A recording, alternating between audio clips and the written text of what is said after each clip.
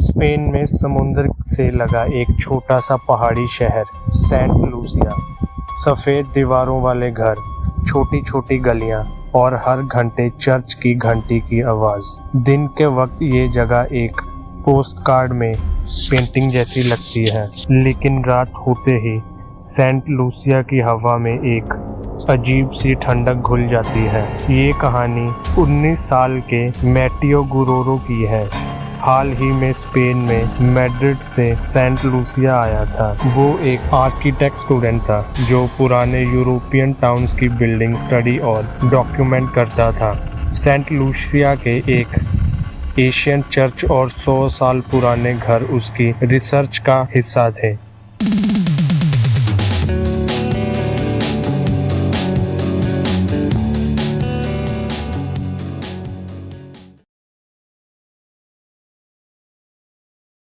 Saint Lucia एक बहुत ही सुंदर सा टाउन था, लेकिन बेहद खामोशी थी। वहाँ मैटियो ने नोटिस किया कि शाम होते ही लोग जल्दी जल्दी अपने घर चले जाते हैं। कोई भी आदमी अंधेरा होने के बाद बाहर घूमता हुआ नहीं दिखता। एक शाम वो चर्च से लगी एक पुरानी सिमेंट्री यानी कब्रिस्तान की रिसर्च कर रहा था। मैटियो ने एक अजीब सी आवाज नोटिस की। उस सिमेंट्री के अंदर एक कब्र के पास एक टूटा हुआ वेडिंग आर्क खड़ा था, जैसे किसी ने कभी वहां शादी की हो और फिर उसे छोड़ दिया गया। आर्क पर सूखे हुए फूल लटक रहे थे।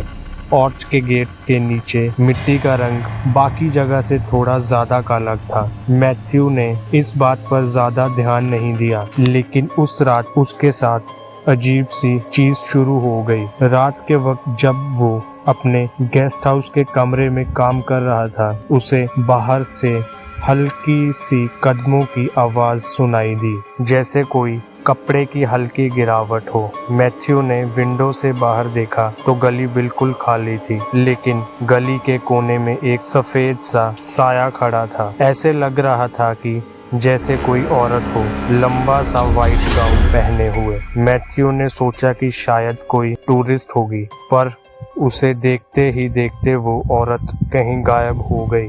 अगली रात वही आवाज फिर आई, इस बार थोड़ी करीब से। मैथ्यू ने विंडो खोली। गर्मी के मौसम में एक बेहद ठंडी सी हवा कमरे में घुस आई और उसे लगा कि जैसे कोई अभी अभी उसके गेस्ट हाउस के सामने से चलकर गुजरा हो। नीचे पत्थर की सड़क पर कुछ निशान थे, जैसे किसी ने गीली मिट्टी से चलकर फुटप्रिंट्स छोड़े हों, और वो फुटप्रिंट सीधा उस पुरानी सिमेंट्री की तरफ जा रहे थे। मैथ्यू से रहा नहीं गया और वो इन कदमों के निशानों को फॉलो करते हुए सिमेंट्री पहुंच चुका था। चर्च की घंटी बजी। रात के 2 बज चुके थे। दूर दूर तक वहां मैथ्यू के अलावा और कोई नहीं था। मैथ्यू सिमेंट्री के अंदर घुसा। वहां हवा और भी ज्यादा ठंडी। पुराने क्रॉसेस और ग्रेव स्टोन्स के बीच से गुजरते हुए मैथ्यू उस टूटे हुए वेडिंग आर्क तक पहुंच गया। वही आर्क जिसे उसने एक दिन पहले देखा था, और तब मैथ्यू ने पहली बार उसे देखा। आर्क के नीचे एक औरत खड़ी थी, सफेद वेडिंग गाउन में, जो काफी पुराना सा लग रहा था। उसका चेहरा एक सफेद से घूंघट से ढका हुआ था। ऐसे लग रहा था जैसे वो औरत वहां किसी का इंतजार कर रही हो। मैथ्यू ने एक कदम आगे बढ़ाया और एकदम से तेज हवा मानो रुक सी गई।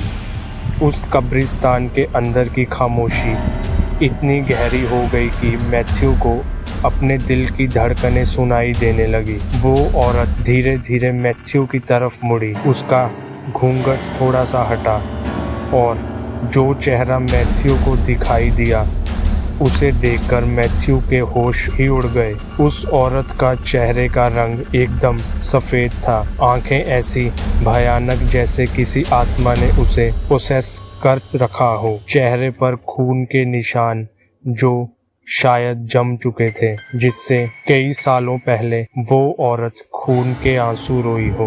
मैथ्यू ने नोटिस किया कि उस औरत के पैर जमीन को छू ही नहीं रहे थे और मैथ्यू का पूरा शरीर ठंडा पड़ गया, वो जैसे फ्रीज सा हो गया हो। पर इससे पहले कुछ होता, वो औरत हवा में घुलकर अचानक ही गायब हो गई। मैथ्यू पूरी रात नहीं सोया। सुबह जैसे ही गेस्ट हाउस का बूढ़ा केयरटेकर वहां आया, मैथ्यू ने उससे उस औरत के बारे में पूछा तो केयरटेकर ने पहले कुछ नहीं कहा, लेकिन जब मैथ्यू ने उसे कब्रिस्तान के वेडिंग आर्क का जिक्र किया तो उस केयरटेकर का चेहरा सफ़ेद पड़ गया। बूढ़े केयरटेकर ने बताया कि ये कहानी 1889 से शुरू होती है। उस साल वहाँ एक शादी होने वाली थी। दुल्हन का नाम था इज़ाबेला रेमेरो और दूल्हा था हैवियर मोरेलिस। टाउन के सबसे खुश कपल के रूप में उनकी शादी सेलिब्रेट हो रही थी। मंडप उसी कब्रिस्तान के पास बनाया गया था क्योंकि चर्च में रेनोवेशन का काम था। शादी की रात सब लोग इकट्ठा हुए। इज़ाबेला अपने वेडिंग गाउन में मंडप तक पहुंची, लेकिन उसका दूल्हा कभी आया ही नहीं। बाद में पता चला कि शादी के कुछ घंटे पहले वो सेंट लूसिया छोड़कर किसी और लड़की के साथ भाग गया था। इज़ाबेला ने पूरी रात उस मंडप के नीचे उसका इंतज़ार किया। रात ठंडी होती गई और सुबह होने से पहले इज़ाबेला वहीं गिर गई। उसका दिल बंद हो चुका था। कुछ लोग कहते हैं कि उसे उस रात बहुत बड़ा सदमा लगा था कि जिसकी वजह से उसकी मौत हो गई। इज़ाबेला की बॉडी को उसी कब्रिस्तान में दफन कर दिया गया, लेकिन उस रात के बाद वहाँ एक अजीब चीज़ होने लगी।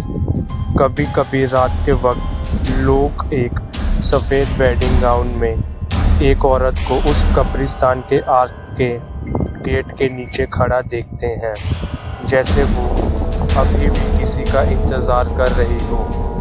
लोग उसे डेड ब्राइड बुलाते हैं। मैथ्यू इस कहानी को सुनकर घबरा चुका था। कल रात उसने भी उस डेड ब्राइड को देखा था।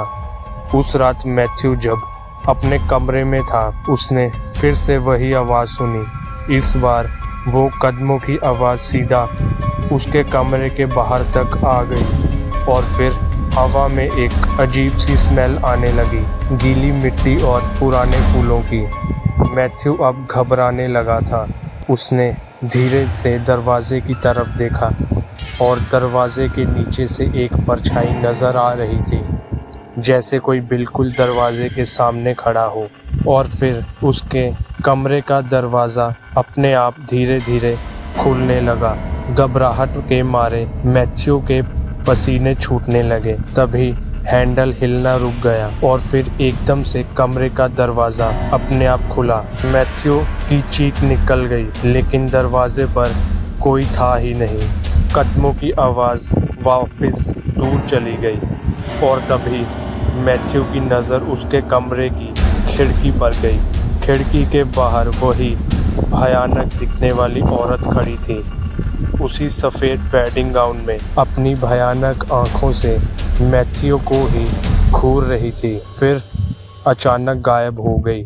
मैथ्यू फिर से रात भर नहीं सोया और सुबह होते ही उसने ये जाकर चर्च के प्राइस्ट को बताया और उस प्राइस्ट ने कहा कि आज तक किसी ने उस ब्राइड को ऐसा करते नहीं देखा। उस प्राइस्ट ने पूछा कि जब मैथ्यू पहली बार सिमेंट्री गया था तो वहाँ से कुछ लाया तो नहीं था। जब मैथ्यू को याद आया कि वो वहाँ से कुछ सूखे फूल ले आया था, प्राइस्ट ने कहा कि शायद इसी वजह से वो आत्मा मैथ्यू के गेस्ट हाउस तक आ गई है और शायद उस आत्मा को ऐसा लग रहा है कि उसका दूल्हा उसे लेने वापस आ गया है। प्राइस्ट ने मैथ्यू को कहा कि उसे फौरन शहर छोड़कर चले जाना चाहिए, वरना शायद वो औरत उसका पीछा कभी नहीं छोड़ेगी। ये सुनकर मैथ्यू का दिल दहल गया। उसने डिसाइड किया कि वो आज ही वहाँ से निकल जाएगा। लेकिन जब मैथ्यू सामान पैक करने लगा तो उसने देखा कि डोर स्टेप पर गीली मिट्टी के निशान बने हुए थे, बिल्कुल वैसे ही जैसे सीमेंट्री के पास थे। थ्यू को अब डर लगने लगा था कि वो जल्दी से जाकर अपनी पैकिंग करने लगा। तभी उसने खिड़की से देखा कि आसमान का रंग बदल रहा है। तभी अचानक घर की लाइट्स जल-बुझ करने लगी और एकदम से वहाँ अंधेरा हो गया।